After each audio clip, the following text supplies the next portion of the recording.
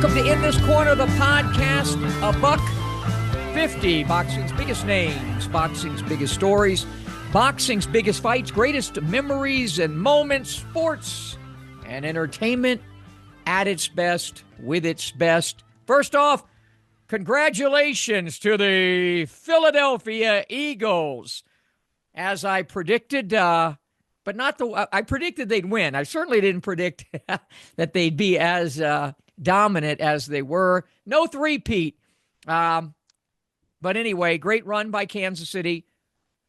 Great year and game by the Philadelphia Eagles. By the way, all of you young bucks out there, defense still wins championships. Defense. And we're going to go on offense with, of course, boxing writer, author. He is a historian. He is a CompuBox counter. And CompuBox is certainly going to come into the play today with this program. He is Lee Groves. How you doing, Lee? I'm doing well, and I echo your sentiments for the Philadelphia Eagles. Defense does win championships, and boy, that defense was dominant. Staunch, no doubt about it. Got in the heads of Mahomes and Reed and all of Kansas City. So we got a busy show in some respects because, first off, our special guest. Well, you tell the folks who's coming up in a few minutes because you're intimately aware of this guy. Yeah, he's one of my bosses, Bob Canobbio, the godfather of CompuBox, the co-creator of it. The company is celebrating its 40th anniversary coming up very soon. We're going to have him on to talk about what was, what is, and what will be. And we're going to have a couple of memories and moments to close out the show. One that kind of ties in with Bob and CompuBox, right? Yeah, the first fight that CompuBox ever did for HBO, and that was the rematch between champion Livingstone Bramble and Ray Boom Boom Mancini. And our other one will have to do with what I consider to be not just the greatest upset in boxing history. I think it's the greatest upset in sports history. And that has it been 35 years now? Yeah, 1990. 35 years ago on this day that we tape. Yeah. James Buster Douglas from Columbus, Ohio, shocks the world with his stunning 10th round knockout of Mike Tyson in Tokyo. And we'll have a couple of clips from Buster on my television show In This Corner. So we got some good stuff to get to with Bob Canobbio and the memories and moments. But before that, I know you have some updating to do. So go ahead. Yeah. So before I go into some news items and stuff for us to bandy about, I want to briefly touch on some fights that, as we tape, are 3 days away, but as you see them, actually took place last night. And this was the ESPN card. Two main fights are going to be fought there. The main event is going to see Dennis Barancek defend his WBO lightweight title against Keyshawn Davis, the Olympian, who is undefeated and has looked so good in his rise to prominence. Is this too much too soon for the Olympian, or is he the superstar that we think that he might be? This is going to be a tough out for Keyshawn Davis. Dennis Barancek last time, he fought only once in 2024, but it was a big one. He won the vacant championship against Emmanuel Navarrete, who was trying to become a 4-division world champion. He is listed as a right-hander, but he's a switch hitter, and he switches very fluidly, and he's got really lively legs. He's going to give Keyshawn a lot of different looks, maybe some that he hasn't seen, despite his rich amateur pedigree. Barancek is also part of that great 2012 Ukrainian Olympic team that includes Alexander Usyk and Vasily Lomachenko and also Vostik. So he's got some stuff going for him, and let's see if Keyshawn succeeds. Well, I think he will. Yeah, I thought you'd. And another pretty good fight on that card, right? Is Xander Zayas? Yeah, Xander Zayas. He is the number one WBO contender. He is in position to fight for a championship next time out. He's going to be fighting a German named Slava Spomer. There's a 10-year age gap. Zayas is 22, Spomer is 32. Um, Spomer is rated 11th by the WBO, and he could spoil all of Zayas' dreams with a victory. He's undefeated, and he's fighting his third undefeated opponent in his last five fights in Zayas, so he's been tested to a degree. He's a pretty aggressive guy, and he has decent power. But if Xander is what everybody thinks he is, I think he should win on points. Okay. And from there, I guess you've got some things to sort of recap and put into proper perspective things that we spoke about last week, I think. Yeah, last week you and I reported on the rumors surrounding Canelo's 2025 schedule, and especially for the usual Cinco de Mayo weekend slot. And the two top contenders for that slot were IBF champion William Skull and YouTube star Jake Paul. Now, I said then that the choices represented a confluence of what I call big time boxing and big top boxing. And boxing being boxing these days, we thought that Jake Paul would get the nod because that fight would likely make the most money. Well, guess what? The negotiations for Canelo Paul apparently fell through. Canelo signed a four-fight deal with Turki Al-Sheikh's organization, and the first two fights will be William Skull in May to get the titles undisputed. And should Canelo win, Terrence Crawford will fight Canelo in September, and Terrence will get his chance to become a three-division undisputed champion. So it appears that there was an upset of sorts in the boxing world, that big-time boxing superseded big top boxing. What are your thoughts? Well, upset, maybe just cooler and smarter heads prevailed. Again, as I said last week on the program, I have no problem with like Canelo after his career doing an exhibition with Jake Paul or Lee Groves for that matter. I think the Paul one would sell better than the Lee Groves one would, but I would have Yeah. no problem with something like that. But this is a sport. We let off talking about the Philadelphia Eagles and the Kansas City Chiefs, the NFL. With the NFL, with the NBA, with Major League Baseball, with the National Hockey League, with the WNBA, with tennis, with golf, would anybody let something as ludicrous as that take place in their world? No, only if it was done under the guise of an exhibition or something like that. And again, I'm not a party pooper. I've worked so many events. If I went on here and spoke about all the events I covered for various organizations, rugby players fighting each other in New Zealand and different events Showtime put on where it was like a world combat event and a lot of things I was involved in over the years. But when you're talking about the precious sport of boxing, this is not a game. It's not a charade. Mhm. And, Canelo is at the end of his career. He still has some stuff perhaps that he wants to get done. Certainly his fans think that he does. And by the way, none of these names are the guys really that his fans really want him to fight. That would be David Benavidez.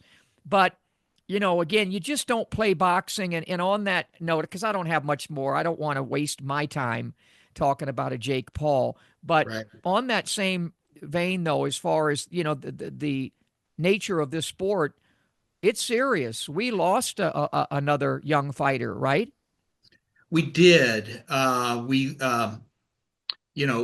Irish boxer John Cooney. February 1st, he was defending his Celtic super featherweight title against Welshman Nathan Howes in Belfast. And Cooney ended up being stopped in round nine. He was immediately taken to the ring. He underwent surgery to relieve an intracranial hemorrhage. Unfortunately, he never regained consciousness and he died of his injuries a week after the fight. He was just 28 years old, and it brings home, a reality that is always underlying the sport that we love, and that is any time, any place a fighter could step into the ring and not step out completely okay. And in this case, he passed away. Tragedy. And that's why this should be taken so seriously. There are times for fun and games. I mean, I've climbed into the ring with 65 world champions on my show. None of them trying to take my head off. But even for those, I got myself in the best condition that a 45-year-old guy at the time, 50-year-old guy, even 60-year-old guy can get himself. And just to move around with 3 cameras following us, and that's my respect for them showing me respect by granting me an in-ring. That's how special I take it. But for this kind of a situation, with the stuff that we've been talking about, it's gotten out of hand. So that's a good way, to frame it. I know you have a couple of other things before we go to a break. We do. And, since our last show, it was reported that our colleague, two-time 140-pound champion Regis Prograis, was forced to withdraw from his upcoming fight against Oscar Duarte, a fight that was scheduled to take place today. Although it was initially reported that the injury was to his shoulder, Regis later revealed on social media that the problem was with a nerve in his neck or near his neck that originally flared up a few weeks earlier. He said that he tried to train through it and get through it, but it just got progressively worse, especially after what he described in the video as a really bad fall at his house. So his doctor said he had to withdraw. Since then, Miguel Medueno was chosen to replace Regis less than a day later, actually, which on paper should provide fans an action-packed fight. But both Oscar Duarte and Miguel Medueno are very predatory guys who throw lots of punches. So, but of course, we do want to wish Regis well with his recovery. And so, what was your thoughts when you heard the news about his injury? Maybe a chance for him to reflect on whether he even wants to take that fight, or eventually, or if Duarte wins, or any fight. I just wonder if perhaps the father time might have caught up with our friend Regis. I consider him a friend of mine, and he's had a remarkable career, 2-time 140-pound champion. What I've seen of late doesn't give me the indication that he can get back to where he once was. And because he's, well, even if I didn't know him, I'd say this, but because he's my friend, maybe it's a good time for him to reflect, give his body a little bit more rest and recovery, but also let his mind think, where do I want to go from here? Because Regis is a great guy, man, and a great family man, and he could do, more broadcasting and training, and there's just so many other things. And, he hasn't been beaten up or dominated as yet, and I don't want to see that happen to him. So it's a time for reflection, and we wish him well. And hey, we'll get a chance. We'll get him on to talk. Is it next week, right? It's next week. We're going to do a big panel show. Okay, you got a couple of more items because I see that our special guest is standing by. So go quickly run us through the others. I actually got one more item, okay, so it'll be quick. Last Saturday in Manchester, England, there was an IBF heavyweight title eliminator between Otto Wallin and Derek Chisora. It was billed as the last dance because Chisora said that this would be his final fight in the United Kingdom. Chisora, obviously inspired by the moment and inspired by the home country crowd that was chanting his name, he overcame a bad cut over the eye to floor Wallin twice and win the unanimous decision. And with this win, he has qualified for a title shot against the winner of next week's IBF heavyweight title fight between champion Daniel Dubois and former champion Joseph Parker. But after the fight, Chisora asked the crowd who he should fight next. And he brought these posters in of Dubois, Alexander Usyk, and Anthony Joshua. And he said, "Who do you want me to fight next?" And he pointed to each of the signs. And the crowd cheered loudest for the Joshua poster. I think Frank Warren would probably want him to fight Dubois in Wembley. That would be a good spot. But I think that Chisora wants the Saudi money. He's now fought 49 professional fights, and he's dead set on engaging in number 50. Who do you think Chisora should fight next, I or don't should know, but fight we should anyone? just view it Jurassic Park or something. It's a Jurassic Park. He's a dinosaur, man. He's, He's he's 41. what's that? He's 41. Yeah, he's 41, going on 141. He's taken a lot of punishment. He can still dole out the punishment. There again, he's had a great career. I would just go have anybody for 50 and sail out. I have no desire to see him fight. Do you? No, but he's determined to get the final big bag, and he wants to have it done in Saudi Arabia. But then again, all fighters seem to want to go that way, don't they? Exactly. If I will announce this right now, if in fact I make a comeback, I would like Saudi money as well, and maybe I'll come up with another podcaster I can fight, and at age Just make sure 66. it's not But me. I definitely want Saudi money if I make a comeback. We're going to take a little break, and when we come back, I like the way you termed him the Godfather of CompuBox, Yeah. Bob Canobbio. Right after this.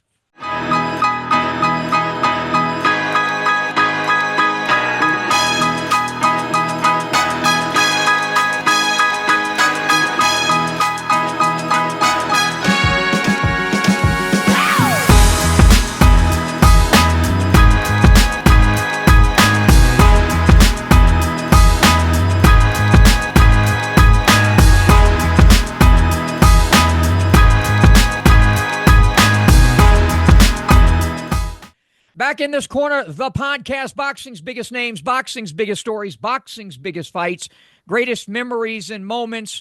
We'll get to Bramble Mancini II a little bit later on, and a clip from my show, my television show with Ray Boom Boom Mancini, and the 35 years since James Buster Douglas scored what I feel is the greatest upset, not only in boxing, but in sports history.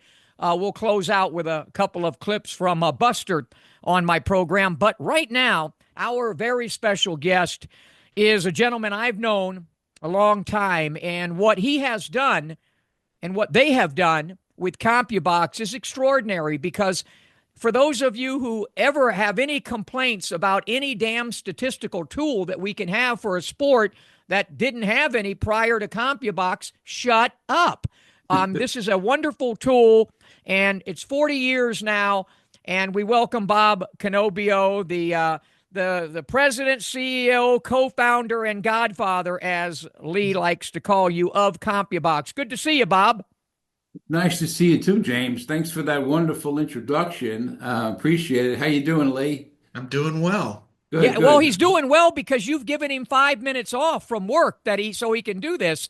Every time I talk to my friend Lee Groves, he's doing something for CompuBox. We got to give him some time off and get him away from the research. A little break now and then is a good thing. The work is always there when you go back to it. But I know the way he is. It's get it done because something else is coming down to shoot next. So That's right. And Bob, before we've had you on before, and we've done specials on you on my television show and with my stuff online. But because it's a celebration of sort of 40 years, take us back, though, if you don't mind, one more time to the embryonic stages of how it all began 40 years or more ago. CompuBox. Take us through that, if you will. it started in 1984. When myself and Logan were hired as boxing editors for a company called Sports Information Database, whose idea at the time was really ahead of its time. The idea was to bring these portable computers, which looked like sewing machines back then, they were like 40 pounds, to events and, keep track of say, a baseball game, what was happening in the game, keep score of the game, but you would also have access to historical information through this computer.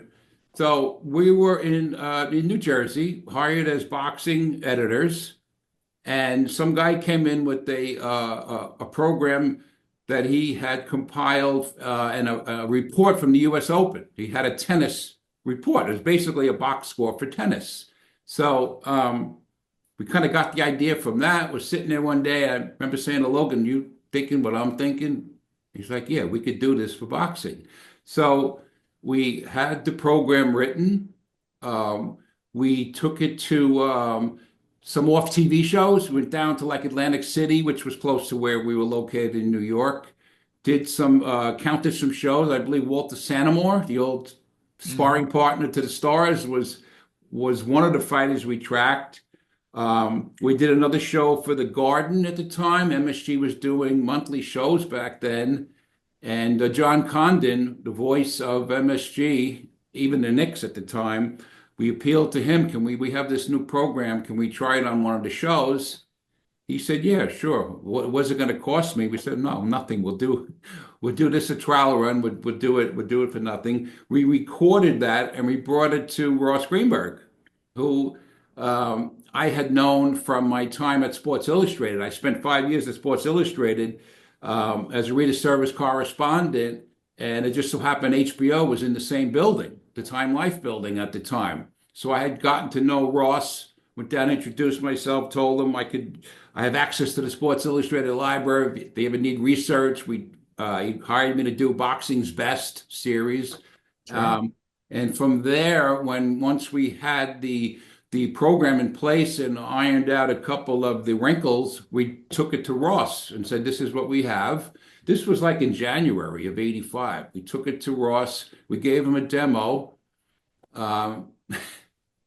He liked what he saw, and it was kind of like, he said, yeah, okay, there's a show February 15th, Bramble-Mancini. You guys will be working it. We're like, I remember walking out of the office with Logan, going to the elevator. It was like that scene from Seinfeld where, like, he looks at Jordan like, we're in business. We got the gig. It just happened. It happened that quickly, and we were in business. The rest is history, and now Lee Groves will take us through some of that history. So, if you could go back and talk to that version of Bob Canobbio, what would you tell him? Did you ever think it would be 40 years that this venture? No. At the time, we were just so thrilled to be involved with HBO, first of all, because that was it back then. HBO was the main broadcaster back then. So honestly, I didn't give it much thought as to where this was going.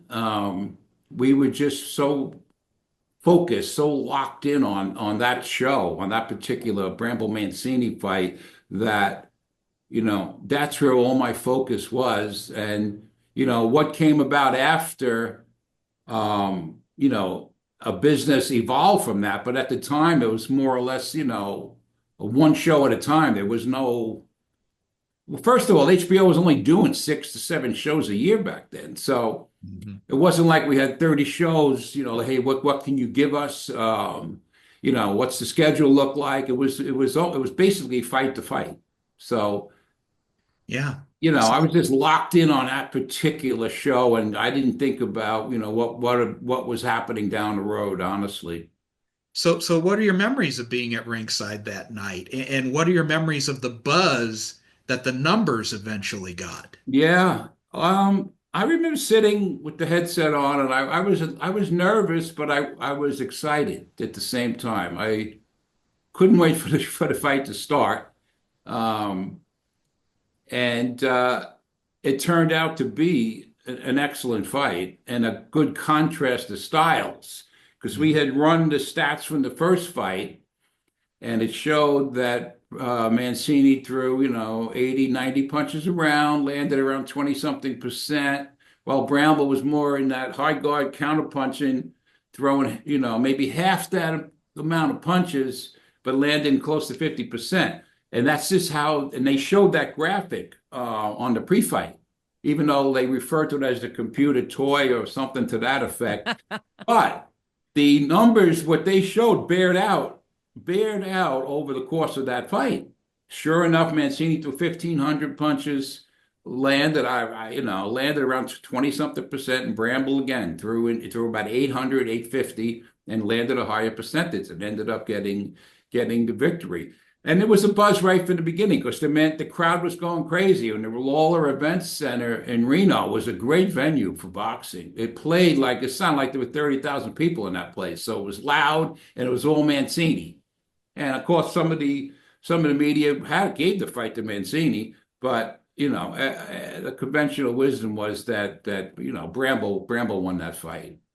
And the numbers really did get a good ride. In fact, this morning I was doing some reading on Bramble Mancini II, and the story written by Pat Putnam Yeah, mentioned the CompuBox stats. So they really got a good ride.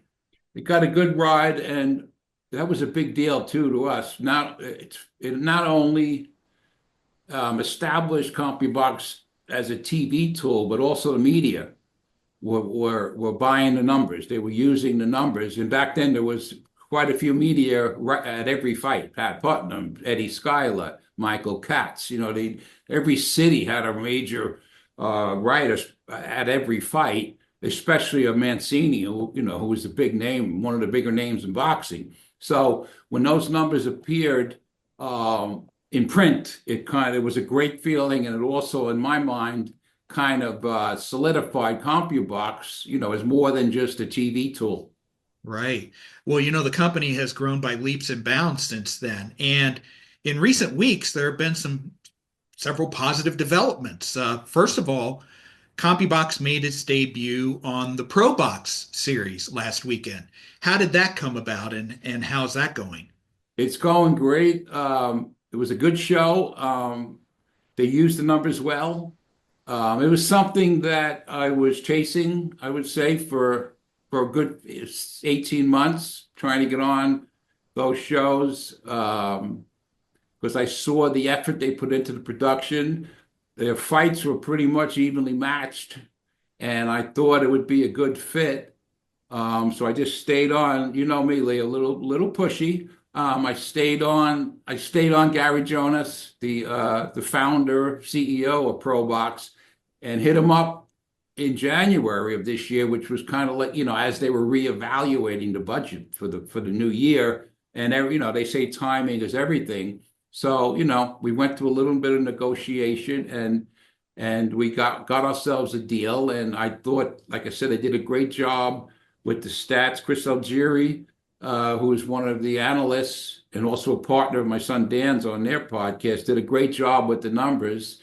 And I'm looking forward to, working with those guys, because they're only going to grow. They're only going to get bigger as a promotion. So, yeah, I mean, it was nice to add a new client to the list. More research for you, Lee. Definitely so. You're going to keep me very, very busy. And speaking of new clients, you now have a partnership with an AI company called Combat IQ, if I'm correct. How did that come about? What can Combat IQ add to the equation, and how exactly is this partnership working? What's the deal? AI, as we all know, is something that's looming. It's out there lurking. It's in the boxing business now. There was a company out there that made a debut on its own, and we studied them closely and found that their numbers weren't very accurate. But there seems to be this thirst for AI now in boxing. They tried to do AI scoring with some reservations. I did a little research, saw another company out there called Combat IQ. As we always do when there's some competition, we ran their numbers, and their numbers were actually comparable to CompuBox's, which I will say to this day, I would match the CompuBox program with any system out there, whether it be AI, BI, or whatever you want to call it, because of the unique way we watch a fight, one fighter each. People sometimes forget that we're not watching. There's not one counter counting both fighters. It's one guy watching each fighter, one fighter each. So, But also, Bob, you mentioned in the embryonic stages, in the incipient part, you didn't have so many fights. Now, I don't even know if there's a number, if you guys have that number of how many damn fights CompuBox has been a part of. But now with the reps involved, the eyes, the vision, the skill set, what concerns me is, and you can answer this, I'm sure, AI as it is now, what can it help, but also how can it hurt if it can? I think the way it can help, it can come up with some additional metrics on the fly That's what I've seen. They can put up distance, a fighter's location in the ring. If he's fighting in the middle of the ring and what his numbers are from fighting in the middle of the ring, they can do against the ropes what a fighter does off the ropes. Who's the aggressor? Who's coming forward? There's So as far as metrics, I think they can bring additional metrics to the sport, but it's not the be all and end all. I mean, like I said, I would put CompuBox numbers up against any system out there. But it's just I would say it's the presentation. They also have the ability to show every landed punch in a round in between rounds. If somebody wanted to go back and show a highlight of all the landed punches in a round, it has the ability to do that. So I think its strongest asset is the advanced metrics that it's able to provide in real time. Not so much just thrown landed, because that's what we do, but it's the additional metrics that I think show promise. Time will tell. Minutes with Bob Canobbio, the head guy there, the co-founder, and as Lee likes to call him, the godfather of CompuBox. Lee, I know you have some more questions. I do.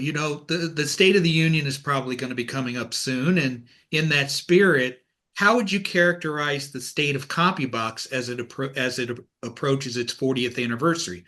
How many networks is CompuBox working with, and how do you see the future?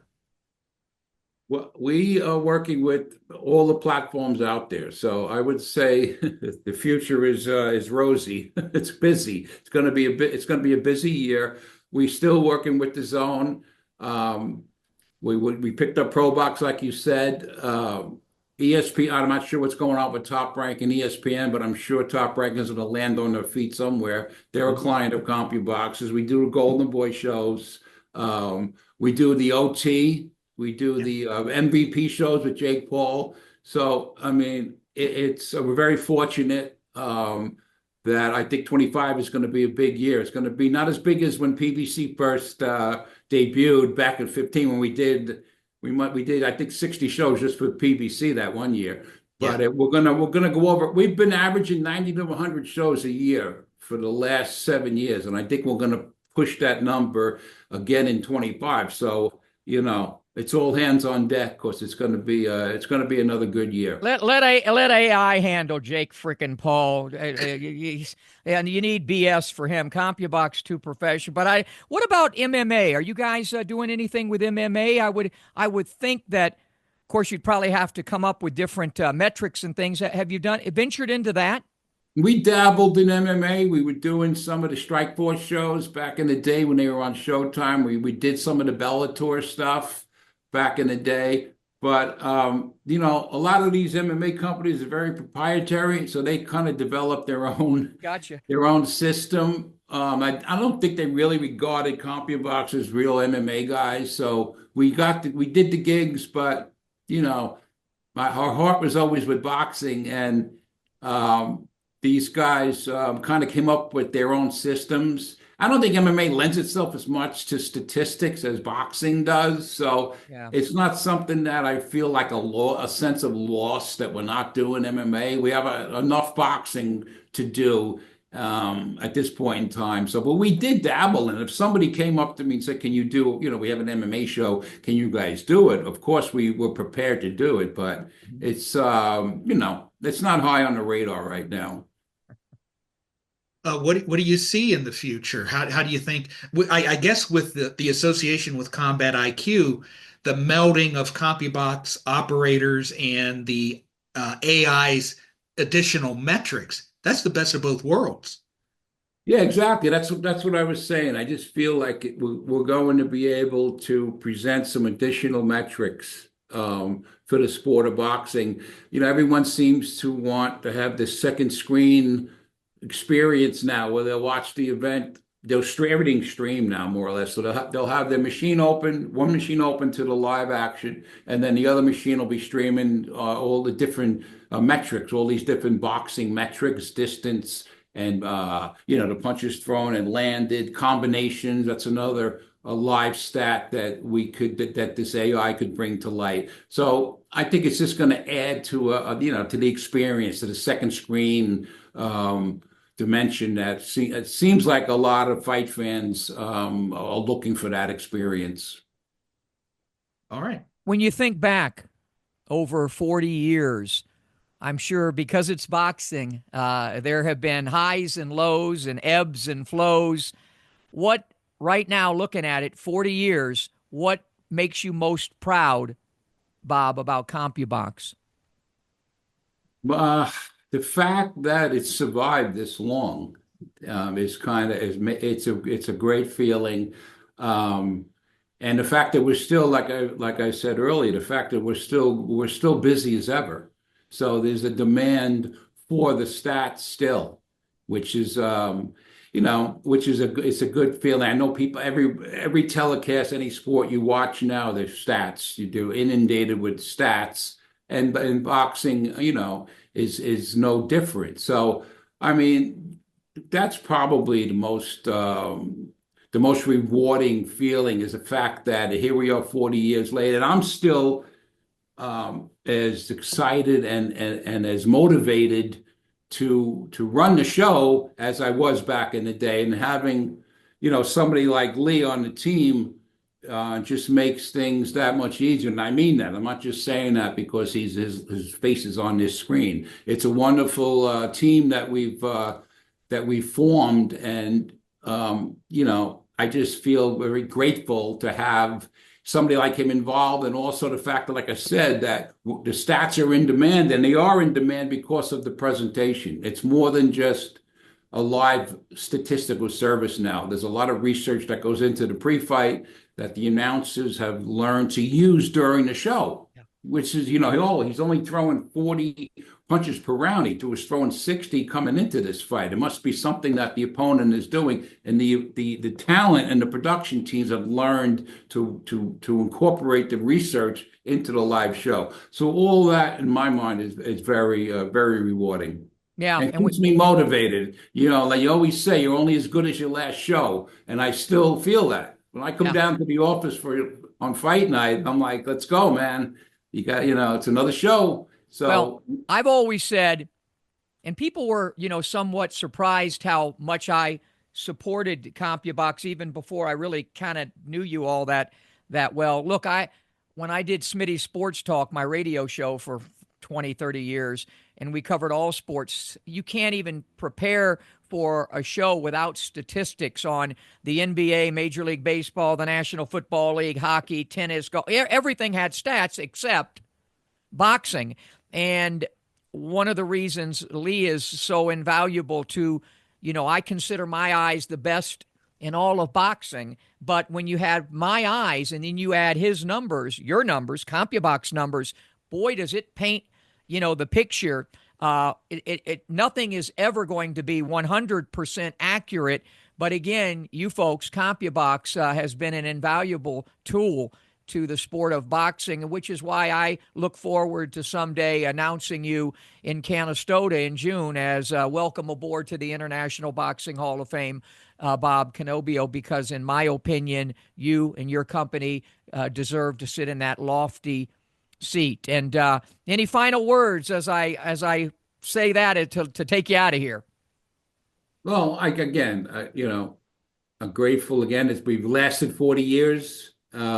Today's also the anniversary of Douglas Tyson too. Oh, we're doing a whole thing on that at the end of the show with Buster on my program. Hey, congratulations to your son Dan. I don't usually give accolades or plaudits to any of the kids out there because most of them don't know a damn thing about boxing, but he does. He comes from your world, your body, and he's doing a great job. So congratulations to Dan.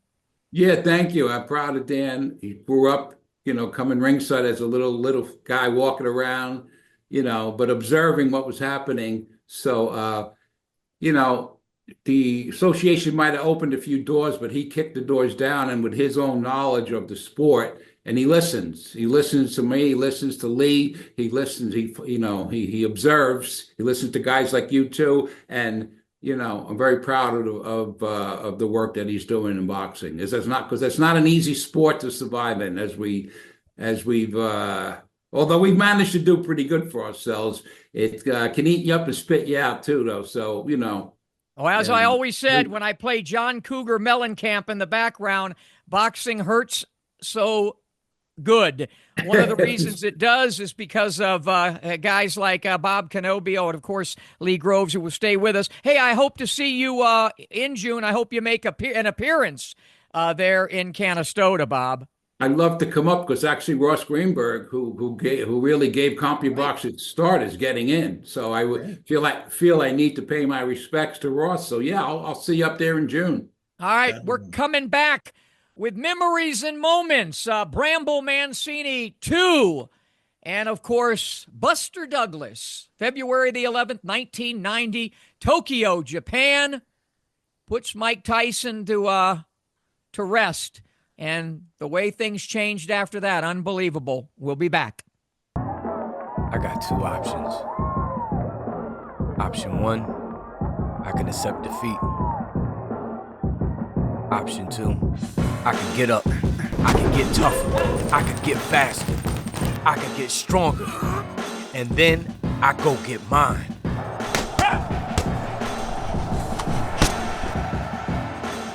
I made my choice. Have you made yours? Back in this corner, the podcast 150. We're at 150, right? Yeah. Wow. We just heard from Bob Canobbio. We got memories and moments, a little double dip coming up. Actually, a big double dip. Before we get to that, let's get to Dr. Nam Fan. There you go. Was on the phone with texting him back and forth today. Him and Dr. Adam Persky are going to come on the show in March to talk about mouthpieces, mouth guards, and the importance of that. But let's talk about the importance of your pearly whites. Dazzling Dawn always says she loves my pearly whites, my white teeth that are getting even whiter and brighter and more stationary with the help of Dr. Nam Fan. He is a dental implant expert.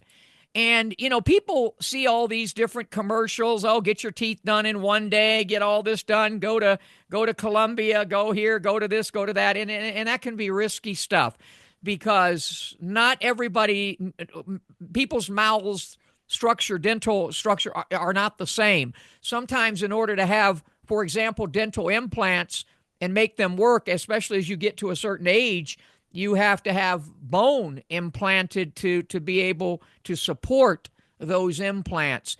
It can get pretty technical, and that's why you need an expert like Dr. Nam Fan.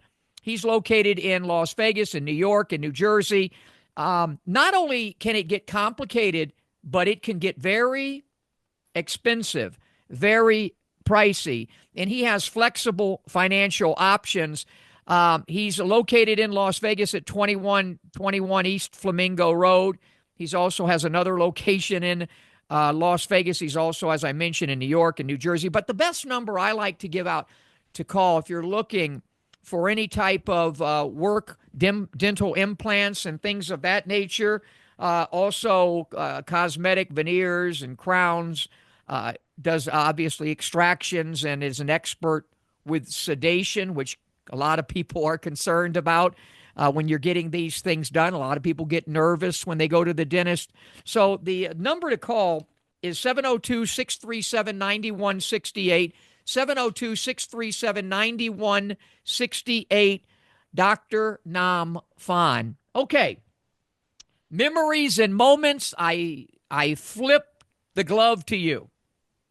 So, in last segment, we had Bob Canobbio on, and the first fight that CompuBox did for HBO is one of the fights that we're going to do today. And this was a rematch of Livingstone Bramble-Ray Mancini.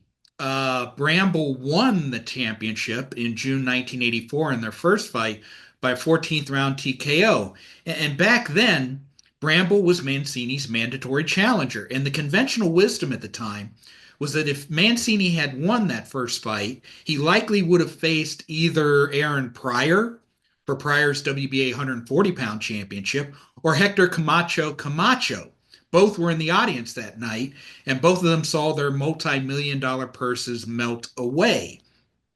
So anyway, after Bramble notched a non-title 10-round unanimous decision over Edwin Corrette that October, non-title fights, we don't see much of those anymore, he and Mancini met again at the Lawler Event Center in Reno, Nevada. Before both fights, Bramble did his best to psych out Mancini by presenting himself as a Rastafarian madman who had a pet snake named Dog and a pit bull named Snake. And to add to the effect, he was accompanied by a supposed witch doctor named Dr. Dew. Well, turned out that Dr. Dew was really his old high school basketball coach. Bramble did his best to get Mancini to lose his temper by calling him a murderer, an obvious reference to the death of Dooku Kim, who Mancini stopped in 14 rounds in November 1982, but who passed away due to his injuries. But while Mancini opted not to go verbally with Bramble, Mancini's manager Dave Wolf did. In referring to Bramble, he called him, quote, the most despicable person I ever met in my life. If he were crossing a street against the light and I was in a car and the light was in my favor, I wouldn't stop. In fact, if he were dying in bed and I had the pill to save him, I'd flush that pill down the toilet, end quote. Now, according to the post-fight story written by Pat Putnam, who was mentioned on last week's show by our guest Ron Borges, Mancini had issues making the weight. He originally scaled a half pound over the 135-pound championship limit, and in his second attempt, 22 minutes later, he was still 2 ounces over. Well, someone in the crowd suggested, drop your underwear, and the blushing Mancini complied, and he made the weight. For the record, Bramble scaled a trim 133 3/4. Fight itself was a war, and just like the first fight, Bramble's long-arm spears cut Mancini's face to ribbons. He was cut over the left eye in round 1, and in the 5th, Bramble opened just a monstrous gash over the right eye. By round 8, the left eye was nearly closed, and referee Mills Lane ordered the ringside physician to examine it. In all, Mancini would sport 7 different cuts of various severity. And for judges Dave Moretti, Jimmy Rondo, and Ed Levine, they had to decide whether they preferred Mancini's aggressiveness and high work rate or Bramble's ring generalship, accuracy, and defense. In the end, all 3 judges awarded Bramble the fight by a single point, a verdict that was booed by the heavily pro-Mancini crowd. Smitty, I understand that you interviewed Boom Boom Mancini in his Hall of Fame year in 2015. What are your memories of that and of the fight itself? Their first fight was, I think, in June of '84, and I picked Bramble to win that fight, and he did by stoppage. And I thought he was going to win the second fight by a stoppage, but Ray fought better, I think, the second time around. I still thought Bramble won the fight, but all of this is, part and parcel of the Boom Boom Mancini story. And when he was inducted into the International Boxing Hall of Fame that year, I had the opportunity to sit down with him and talk. And we didn't get a chance to do an in-ring because of his schedule was so busy, and he had a lot of family and friends there. And but Ray, very gracious. He knew that a lot of people questioned whether or not he was Hall of Fame worthy. There are a lot of people who we've both spoken to who think that he got in more about the storylines with his life more so than his fighting and what he did. But, Ray's such an honest guy and a down-to-earth guy. Anyway, here's what he said when I asked him about how he wants to be remembered as a fighter and as a man. Here's Ray Mancini on In This Corner back in 2015. How does Ray Boom Boom Mancini want to be remembered as a fighter and more importantly, as a man? A guy who kept giving everything got, gave the fans a great show, and wasn't a bad fighter. As a man loved his family, loved his God, was a good father, good son, and a good friend. Hagler, Hearns, Leonard, Duran, Arguello, Pryor, Boom Boom Mancini, the 80s, Hall of Famer, Ray Boom Boom Mancini. Congratulations, Yes, man, and thanks for joining us on In This Corner, champ. Yeah, brother, appreciate it very much. Ray Boom Boom Mancini. We got to get him on the show. We haven't had Ray on the podcast. No, we have not. So Great guy, though. Yeah, he really is, and fun to talk to. And I've done fights with him before as my co-commentator and things of that, and worked on different cards with him. That involved one that involved this guy we're going to talk about right now, Mike Tyson, because it was Colonel Bob Sharon and Ray Boom Boom Mancini and I that did a Mike Tyson exhibition. You remember? I think it was in Youngstown, Ohio, years ago. That's when Mike was perhaps doing the right kind of exhibitions that he should be in, or could be and should be involved in. Right. But anyway, February the 11th, 1990, Tokyo, Japan. I think everybody remembers where they were at that day. But let's go back a few days. I'll tell you where I was at. I was doing Smitty's Sports Talk in Southwest Florida, in Fort Myers, Florida, to be exact. And it was a situation where I remember having Angelo Dundee on the program. Was that fight on a Saturday? I think you told me. I think it was on a it was Saturday night in the U.S. So Friday Sunday night in Tokyo. Yeah. Friday night, I had Angelo on my show, and because I had a sneaking suspicion that we might see something interesting. We all knew what was we all had heard all the things going on with Mike Tyson, and I had information about, some of the unravelings that were taking place in his life and which would permeate into his career. I also knew a little bit about James Buster Douglas and what a talented athlete and fighter he was, and how good he could be if the moment called for it.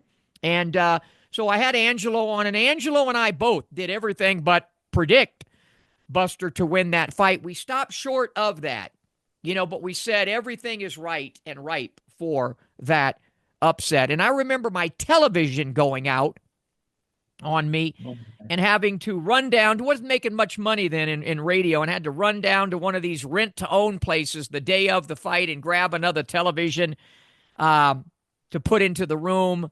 My wife then, Kim, was working at Lee Memorial Hospital. Anyway, I was able to pull off a deal where I was doing commercials for this rent-to-own places for about a few months after to pay for that television. But I'm glad I got it because, boy, oh boy, from the moment, actually even before the fight, you could just see something was different.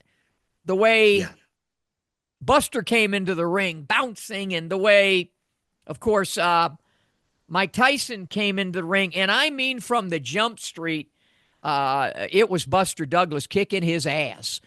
And he was dominant. Yeah, he got careless in round 8, and he got caught. And boy, oh boy, would the Buster Douglas, with the Mike Tyson contingent try to play that out as if he was robbed. But Buster Douglas dominated the fight, gave us the blueprint, knocked out Mike in round number 10, the iconic scene of the Mike reaching for the mouthpiece as referee. I think it was Octavio Moran was counting over him. And Mike's trainer, his main trainer, the guy who really trained him, John Russell, would become friends of mine. And we'd talk so much about leading up to that fight and after that fight. And then John moved down to Southwest Florida, as did Buster to Naples. And what a night, what a fight. And I will say, and I've said it before, not only by far the biggest upset in boxing history, but for me, because of everything that went into it, Mike Tyson, this guy that was beyond reproach, this gargantuan figure, this Terminator, if you will, laying there on the canvas searching for his mouthpiece. I think it's the greatest upset in sports history. As I flip it to you for your thoughts. Well, my memories of that night, I was exactly 1 month into my new job at the Parkersburg News and Sentinel. I worked on their copy desk, and I didn't get to see the fight live, but I did have it recording on my VCR in my room. Your VC And when I what? got Your VC what? VCR. Yeah, Video, we're just doing video that for cassette. the. Do some of our audience maybe doesn't even know what that is, like that typewriter back there. Right, right. So anyway, I walk into the house, I go into the living room, and the first thing that I see on the television was a close-up of the championship belt, and it was around somebody's waist. And I thought to myself, okay, the fight's over, and the winner's being interviewed. Tyson's being interviewed and all that. And the camera then pulls out and pulls up, and the next thing I see is Buster Douglas talking to Larry Merchant. And I turned to my sister, who was sitting in the chair in the living room, and I turned to her and I go, no. And she goes, yes. And I go, how? And she goes, by knockout. Buster knocked him out. I said, I can't believe it. I have this thing recording in my room. I'm going to go right to my room and I'm going to watch it. And as I watched it, I knew the result, but I still couldn't believe what I was seeing. And there was a little bit of foreshadowing of this result, in that in the pre-fight they showed a video of Mike Tyson getting floored in sparring by Greg Page, and they were talking about all of the chaos that was surrounding both men. Buster Douglas, his mother had passed away recently, and he was all torn up about that, understandably. Lula And then Pearl. Mike Tyson with Robin Givens and her mother-in-law and all of his business partners, and his everything in Mike's life was chaos. And then Buster bounds into the ring. His legs were lively. He was in shape, 230 pounds. You saw him just bouncing. And I thought, Buster raised a fight like that originally, if both men had lived up to their previous performances, Tyson was up here, Douglas was down here, because Douglas was seen as an underachiever. But with Tyson's problems and Buster getting into shape and channeling that tragedy into inspiration, we saw a performance of the lifetime. He really did perform at his very peak. And unfortunately, he never would reach that peak again. But for one magical night, James Buster Douglas was the best fighter in the world. Yeah, and I mentioned that he would move to Southwest Florida. Here is a picture. Let me see if I can get that. That's my family with him at a sports bar in Southwest Florida. Maybe I'll send you that picture. You can put it up there. And Buster did live remotes with me here, and when I moved to Las Vegas, and I just became such a fan of the fighter, but more so the man. Buster Douglas, real cerebral guy, and boy, did he put it together magnificently for one night, for one fight. It would go away quickly with what would happen after that with Holyfield and that fight and the gaining of the weight. But nobody, they don't they don't put you in the Hall of Fame for one fight. But if they could, if one night and one fight and one moment can catapult you into Canastota, boy, it would be 35 years ago today in Tokyo with what James Buster Douglas did. And before we close out, I won't get too much into this, not to beat up on Mike, but it also, I think he would never be looked at as the same ever again. Not quite the same indestructible force, this monolith, if you will. I don't think people would ever look at him that way again after what they saw in Tokyo that night. Probably so. He did manage to get a lot of that reputation back after he got out of prison and scored those quick knockouts. But then the Evander Holyfield fight happened. And ironically, at the time of Douglas Tyson, Evander Holyfield was in the audience. He was supposed to be next. Yeah. And an 8-figure payday awaited him. And wouldn't you know, years later, it would be Evander Holyfield who burst the bubble a second time. Yeah, and with their second fight, the ear bite, perhaps for good. But anyway, for one night, for one fight, Buster Douglas, and you alluded to the passing of his mother, Lula Pearl. Here's a couple. We'll take everybody out of here with a couple of clips of Buster on my television show. In this corner, we must have shot this in, I don't know, it must have been 2004, 5, or 6 here in Las Vegas. Here's Buster Douglas talking about his mom and then the fight with Mike Tyson. We want to thank Bob Canobbio. Thank you, Lee. Thank you. We'll let Buster Douglas take us out of here. And here she was really ill at the time. And she got up out of her bed and came over to check on her son. And I assured her that I was very prepared and determined to do my best. And she realized that, and she was fine with it, because after the fact, then her friends would tell me, well, your mom knew that you were going to win that fight. She told us that, and her friends were looking at her like, well, ooh, Lula, I don't know, because, everybody had, seen Tyson, and by this time, Tyson was a proven champion because he had beat some quality fighters, but I showed her, or she felt that she left my house with the sense of that I was going to be all right, that I wasn't going to go in there half-heartedly and have something else on my mind. She knew that my focus was there. Perfect shot for the uppercut, and then when I caught him with the uppercut and came across to the left, and then, came with the right and stuck him with that jab before he went down.